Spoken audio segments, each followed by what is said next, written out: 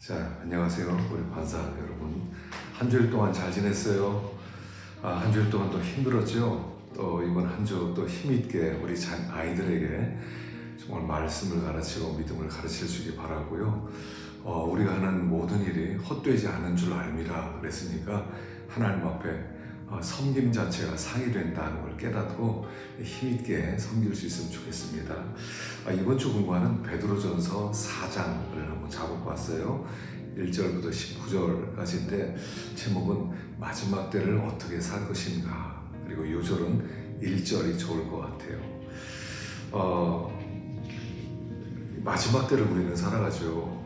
또 마지막 때라고 하는 것은 물론 우리가 지금 이제 종말을 살아가지만 예수를 믿은 이후로 우리는 무조건 종말이에요. 또 예수님이 이 땅에 오셔서 재림할 때까지를 우리는 말세 이렇게 부르고 있습니다. 또 다른 좀 신학적인 말로는 인터림 시대 이렇게 말하고요. 그래서 그 주님의 초림과 재림 사이에 우리는 어떻게 살 것인가 하는 말씀이 아주 함축적으로 잘 나온 것이 베드로전서 4장인 것 같아요. 첫 번째는 뭐냐면 예수님께서 고난을 받으셨거든요. 그래서 우리에게도 그런 마음으로 갑옷을 삼아라 이렇게 나와 있어요. 그래서 우리가 예수님이 이 땅에 고난받을 마음을 각오하고 이 땅에 오셨거든요. 또 우리도 이 땅을 살아가면서 고난받을 각오를 해야 그게 갑옷이 되어서 어떤 고난도 이길 수가 있다 하는 것입니다. 그런데요, 중요한 것은 뭐냐면 이 고난에 여러 가지 이유가 있는데 첫 번째는 뭐냐면 제일 중요한 게 죄를 멈추려면 고난이 있다는 거예요. 죄악된 생활, 그 죄악된 생활, 과거에 우리가 살던 그런 정욕의 삶을 멈추려면 하여간 고난이 온다는 거예요. 우리가 어떤 막 달려가는 길에서 막 멈추다 보면 어떤 관성의 법칙에 의해서 우리가 그냥 달려가야 되는데 달려가는 길에서 멈추면은 하여간 뒤에서 달려오려고 하던 것이 우리를 미는 힘이 있기 때문에 그 자체가 고난이라고 하는 거죠. 그래서 더 이상 내가 과거의 삶을 재현하지 않겠다. 내가 과거에 이렇게 죄악된 생활, 하나님을 기쁘시게 하지 않고 내가 원하는 삶, 그 삶을 내가 멈춰야 되겠다라고 생각하는 순간 고난이 찾아와요. 그래서 고난을 받을 마음을 가져야 과거의 삶을 멈출 수가 있다는 거예요. 하나님이 우리를 부르신 것은 뭐냐면 다른 삶을 살라고 하는 거죠. 수많은 이 땅에 70억 인구가 있는데 그들과 똑같은 삶을 사는 게 아니라 부름받았다는 것은, 내가 하나님의 믿음을 받아서 하나님의 자녀가 됐다는 것은 너는 이 수많은 사람들 가운데서 좀 다른 삶을 살아라 하고 하나님 우리를 뽑아놓은 사람들이라는 거죠. 그리고 우리는 다른 삶이 있는 거예요. 똑같은 삶이 아니라 우리가 가야 될 새 길이 있어요. 천성 가는 길, 하나님의 자녀로 영광에 참여하는 일, 영생을 우리는 누리는 삶, 우리가 거기로 가고 있기 때문에 이 세상에 사는 사람과 전혀 다른 삶이 기다리고 있다는 거예요. 그게 고난입니다. 그래서 둘 중에 하나요. 그 고난은 어차피 있어요. 근데 하나는 뭐냐면 거룩하게 살려는 고난, 아니면 생존을 위한 고난이라는 겁니다. 생존을 위한 고난이냐, 거룩하게 살려고 하는 고난이냐. 모든 사람은 다 고난이 있어요. 그런데 어떤 고난의 길을 걸어갈 것이냐. 나는 택함 받아서 나는 거룩하게 살 것이다 할 때도 고난이고, 필요 없어, 난 먹고 살기 위해서 난 존재해, 그래서 먹고 살기 위해서만 하려고 해도 고난은 있다는 거예요. 그러나 생존을 위한 고난은 의미 없는 고난, 헛된 고난, 그러나 거룩하게 살고자 하는 고난은 상이 되는 고난이기 때문에 의미가 있는 고난이라고 하는 것이죠. 그래서 우리는 생존이 아니라 거룩을 위한 고난을 택해야 되고, 예수님이 이 땅에서 그런 고난을 받으셨기 때문에 우리도 그런 마음으로 우리가 고난을 각오하면, 그러면 그게 갑옷이 되어서 어떤 어려움도 이겨낼 수 있다 하는 것입니다. 그래서 첫째는 고난받을 마음으로 갑옷을 잡아라 하는 것입니다. 두 번째, 다음에 7절에 보면 만물의 마지막에 가까웠으니 라고 말씀하고 있죠. 그래서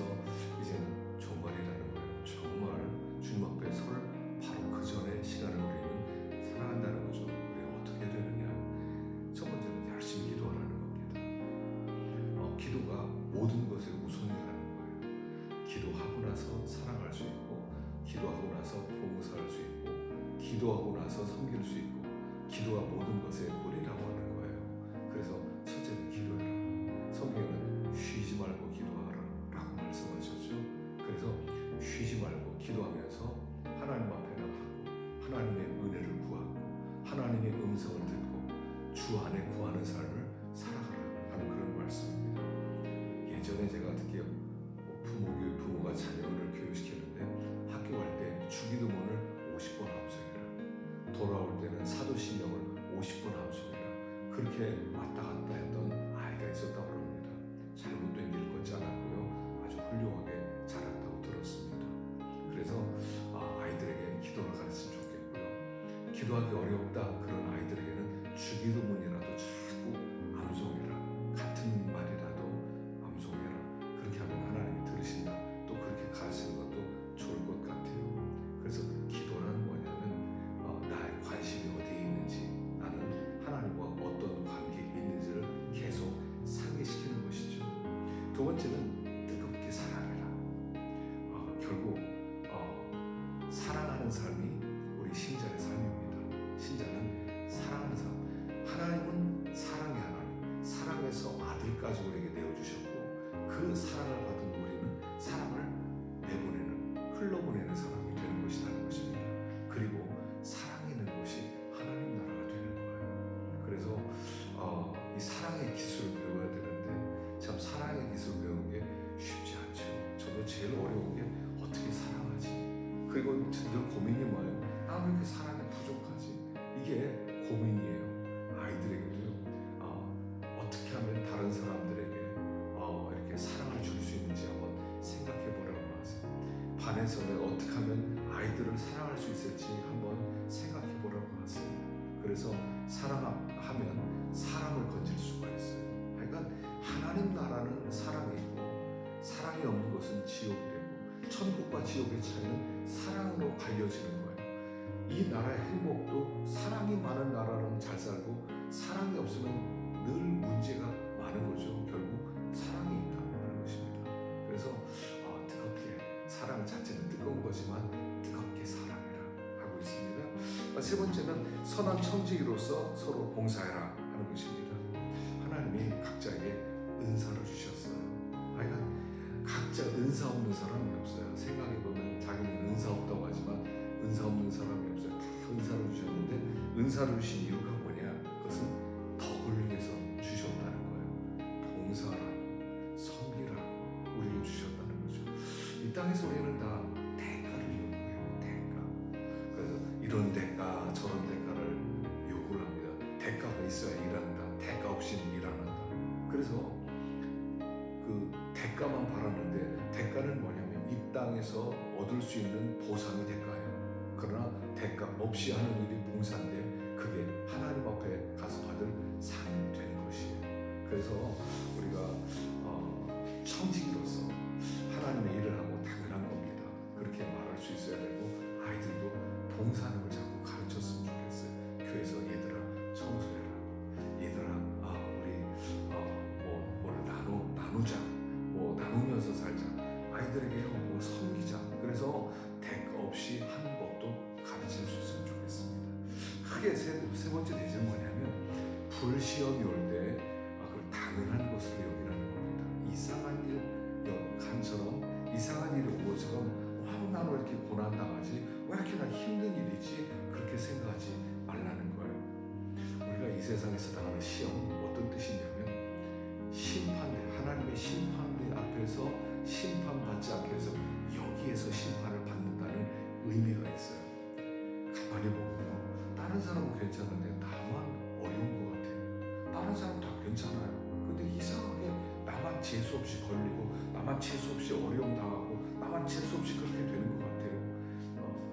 그게 뭐냐면 이 땅에서 우리는 심판을 받아야 하나님 앞에 가서 심판을 받지 않기 때문이라는 거 그래요. 그래서 이렇게 그 텔레비전 같은 데서 이렇게 쇠를 빨갛게 달군 다음에 망치를 두드리면 막 불똥이 막 튀거든요.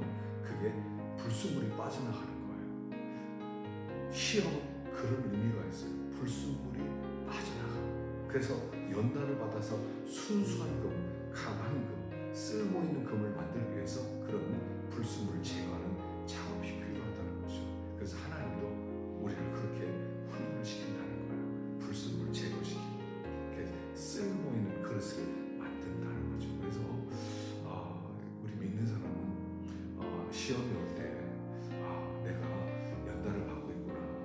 내 안에 참 이렇게 필요 없는 부분들이 있고 하나님 기뻐하지 못한 부분들이 있구나. 하나님 이걸 지금 다듬고 있구나. 내가 좀 온전해져야 되겠다. 내가 순수해져야 되겠다. 내 속에는 욕심과 내 속에는 야망과 내 속에는 잘못된 생각들을 좀 버려야 되겠다. 하나님이 기뻐하는 그런 사람으로 좀 만들어져야 되겠다. 그런 마음을 가지고 믿음의 길을 걸어갈 때 쓸모 있는 그릇이 돼요.